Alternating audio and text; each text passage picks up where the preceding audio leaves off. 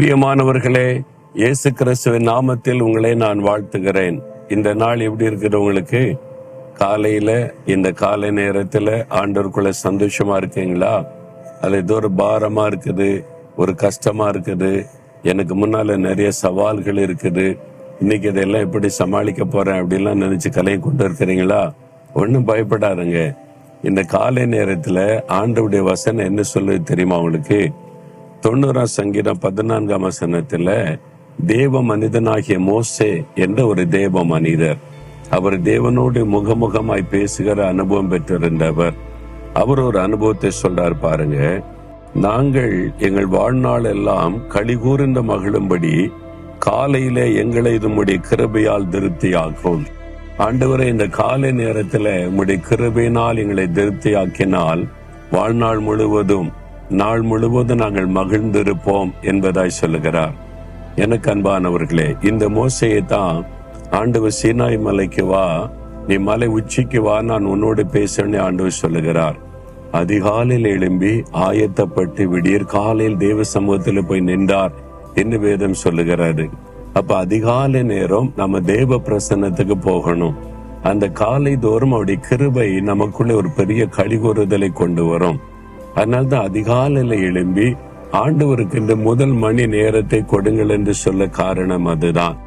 வேதத்தை கொஞ்சம் தியானித்து ஆண்டவருடைய பாதப்படியில காத்திருந்து அவருடைய கிருபை நீங்கள் பெற்றுக்கொள்ளும் போது உள்ளத்துல ஒரு பெரிய மகிழ்ச்சி வரும்.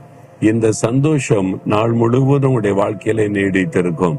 தினந்தோறும் அதிகாலையில நீங்க ஆண்டவரை தேட தேட வாழ்நாள் முழுதுமே ஒரு பெரிய மகிழ்ச்சி சந்தோஷம் இருக்கும். பிரச்சனை இருக்கும், சவால்கள் இருக்கும், நம்ம சந்திக்க வேண்டிய பல காரியங்கள் இருக்கும். ஒண்ணு நம்மளை பாதிக்காது, மனதை பாதிக்காது. மனதுக்குள்ள அந்த சந்தோஷம் இருந்துகிட்டே இருக்கும். நீங்க தாண்டி போய்கிட்டே இருப்பீங்க. இன்றைக்கு கூட உங்களுக்கு முன்னால பல சவால்கள் இருக்கலாம். குடும்பத்தை குறைத்து, பிசினஸை குறைத்து, ஊழியத்தை குறைத்து, வேலை குறைத்து, எதிர்காலத்தை குறைத்து, பிள்ளைகளை குறைத்து, ஏதோ ஒரு காரியம் உங்க முன்னால சவாலா இருக்கலாம். ஏன் கலங்குறீங்க? கொஞ்சம் ஆண்டோடைய பாத்துல உட்கார்ந்து காலையில அவரை நினைச்சு பாருங்க.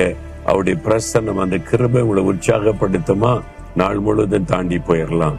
நான் கூட அப்படிதான். காலையில எழுந்தா இன்னைக்கு என்னென்ன நிகழ்ச்சிகள் நீ பார்த்தா, இருக்கிறதே பகல் முழுவதும் 12 மணி நேரம்னா அது 20 மணி நேரம் வேலையா இருக்கும்.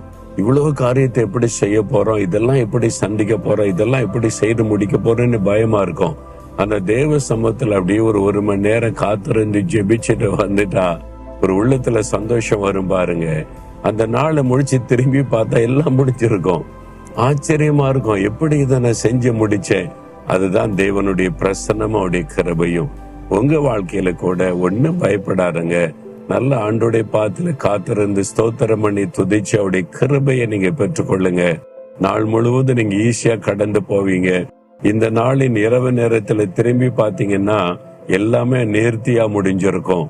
அதனால கலங்காதபடி, ஆண்டவரே, நான் இப்பவும் கூட சந்தோஷமா இருக்கணும், இந்த காலையில உடைய கிருபையினால் என்னை திருப்தியாக்க சொல்லுங்க ஆண்டவரை பார்த்து. ஆண்டவரே, இந்த அதிகாலை நேரத்துல என்னை திருப்தியாக்கும், உடைய பிரசன்னத்தை நான் நிரப்பும், உடைய கிருபை என்னை தாங்கி நடத்தட்டும், நீர்தான் எனக்கு எல்லாமே, உம்முடைய கரத்தில பூரணமாய் அர்ப்பணிக்கிறேன், இயேசுவின் நாமத்தில்.